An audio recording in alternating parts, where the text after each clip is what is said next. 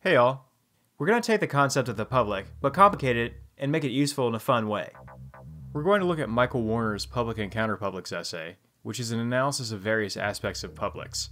He also looks at counterpublics, which is a rather intriguing concept with a lot of potential for use in your exploration of rhetoric, argument, and communication. Keywords will be public, counterpublic, and circulation. Since this was a longer essay, I'm trying to do a shorter lecture. I'm also doing a shorter one because Warner, an English professor at Yale, is a writer who is concise as well as considerate in terms of benchmarking his ideas. This is why you get 7 stipulations as to what a public is, and a clear delineation of what a counterpublic is, and what it does, too. So why should we learn about this? There are several reasons, but a key one is because, again, knowing who is being addressed is important. The thing about publics, though, is that the who, and the how, and the why are all interrelated. These things don't happen in a blank void. And another thing to be aware of is that individual positions and relationships in and among an audience can shift all the time. This could affect publics too. And so let's start with a couple things to consider. When you think of UNC, do you think of one public, or one group, or a big collection of groups? What can you think of here at UNC that might exemplify this? Well, what about the name of the Geography and Classics building? The name of the football stadium? Or even perhaps a certain statue that used to be on campus? All those shifts happened in relation to multiple publics and counterpublics, some of which were in contention with one another, and being aware of that informed the rhetoric and the discourse concerning them.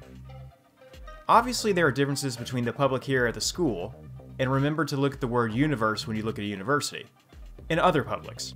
So already, we've got an interesting model to look at in terms of just looking at the school. You have students, staff, faculty, grad students, teaching assistants, adjunct profs, specialists, visiting profs, and not to mention a whole slew of people who work at the school in a support capacity. Everybody from electricians to cleaning staff to maintenance people to contractors and outside agents, etc., etc. Lots of people, lots of contrasting opinions and ideas, and lots of divergent ideas have to be looked at when we're considering rhetorical concerns which impact the university. This is why Warner's thoughts are useful, and it's no wonder he brings up interpolation, right? In the introduction, Warner states the following. The public is a kind of social totality. Its most common sense is that of the people in general. He also writes, this sense of totality is brought out in speaking of the public, even though to speak of a national public implies that others exist. There must be as many publics as polities, but whenever one is addressed as the public, the others are assumed not to matter. He then states a public can be, quote, a concrete audience, a crowd witnessing itself in visible space, as with a theatrical public. He also writes, quote, to clarify in this essay is a third sense of public, the kind of public that comes into being only in relation to texts and their circulation, like the public of this essay. Question 1. How is a public different from an audience? This is what he's mainly dealing with in this essay. Quote, and often, when a form of discourse is not addressing an institutional or subcultural audience, such as members of a profession, its audience can understand itself not just as a public, but as the public. In such cases, different senses of audience and circulation are in play at once. Warner is addressing how we could make the "it's obvious" example the public as something more specific, something more refined. Publics matter, as do the concerns of various publics. And you know where we're going to go with this, right? Yep, Socrates. Socrates said, and I'm paraphrasing, it is not difficult to praise Athenians in Athens. However, if you try that stuff in Sparta, you might have some issues. Alright, so what is a public then? Well, it's a lot of things. And this is why this is a tough concept to teach. This is why you gotta do this whole reading, because to attempt to make it bite-sized is to demean the complexity of the idea. Warner offers 7 stipulations as to what a public is, which are as follows. Number 1.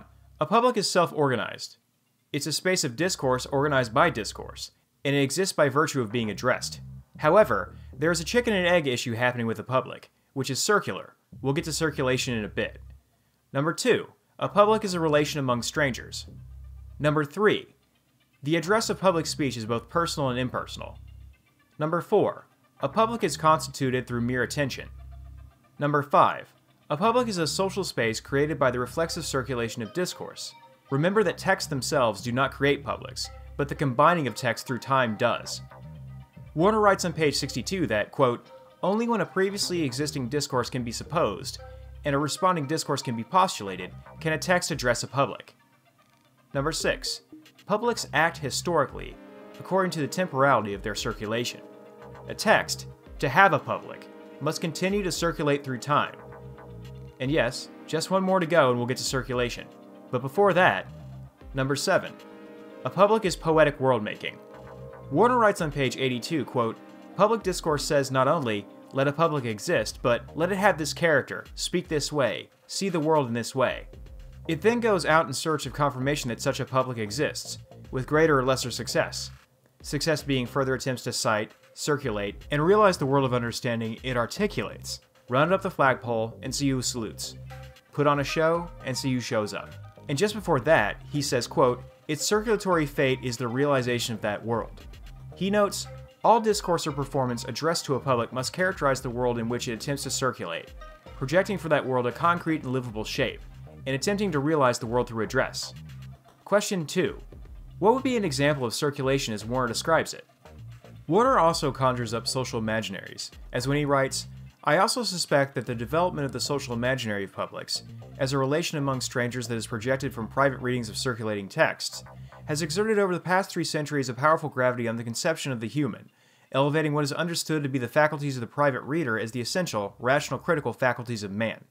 So now, finally, we can look at circulation." Warner states, quote, "Anything that addresses a public is meant to undergo circulation," and writes, "Circulation also accounts for the way a public seems both internal and external. From the concrete experience of a world in which available forms circulate, one projects a public." Think of this as literally how ideas and concepts get around. Quote, "In order for a text to be public, we must recognize it not simply as a diffusion to strangers, but also as a temporality of circulation." Warner puts a lot of emphasis on circulation, noting its relationship to the temporal when stating, "Circulation organizes time." He gets into timing and how things become dated, etc., which is interesting to think about with regard to Habermas and the structural transformation of the public sphere. But really interesting when we think about the internet. And remember stipulation number 6, publics act historically, according to the temporality of their circulation. Warner writes, quote, "To sustain this sense, public discourse indexes itself temporally with respect to moments of publication in a common calendar of circulation." I'll stop with this quote so we can move on to Counterpublics. Public circulation is understood as rational discussion writ large. So what's a counterpublic? Look at page 86, where Warner writes about subalterns and how they might differ from various publics. This is a long quote, but it captures his thoughts well. Each of these is a similarly complex metatopical space for the circulation of discourse. Each is a scene for developing oppositional interpretations of its members' identities, interests, and needs.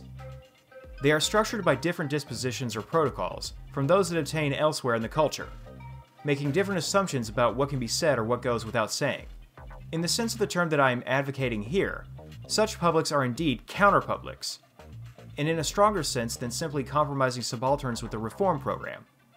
A counterpublic maintains at some level, conscious or not, an awareness of its subordinate status. For Warner, quote, "Like all publics, a counterpublic comes into being through an address to indefinite strangers.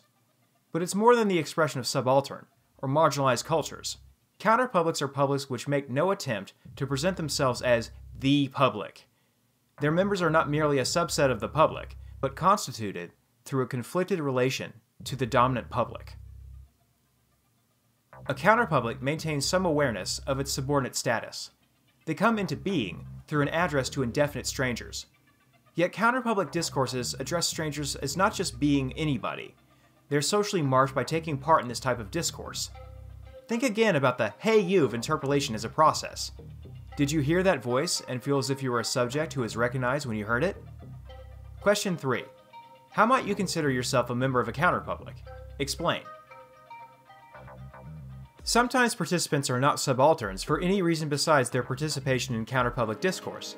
And on page 87, Warner writes, "In others, a socially stigmatized identity might be predicated, but in such a case a public of subalterns is only a counterpublic when its participants are addressed in a counterpublic way." To close this out, note another description by Warner. Quote, "Perhaps nothing demonstrates the fundamental importance of discursive politics in the modern social imaginary more than this. that even the counterpublics that challenge modernity's social hierarchy of faculties do so by projecting the space of discursive circulation among strangers as a social entity, and in doing so, fashion their own subjectivities around the requirements of public circulation and stranger sociability. Now, that's rather complex, isn't it? But again, apply this to your own life. Think about this and think about how this can be made to apply to your everyday existence. How do you go about talking to others who are like you and who face the same struggles you face, or are at least sympathetic to them? And how do you enact social change so as to gain agency? Agency, having power vis-a-vis culture, is a key concern for Warner, and that's where they end the essay. Quote, "This is one of the things that happen when alternative publics are cast as social movements. They acquire agency in relation to the state." Warner's closing line, however, points out how problematic that can be, when they say, for many counterpublics, to do so is to cede the original hope of transforming not just policy, but the space of public life itself. They enter a kind of grown-up world of critical politics and discourse and have to adapt to it, which may have some drawbacks. So, let's go ahead and end this section. It's a complex one, but I'm always happy to answer questions. Catch you online.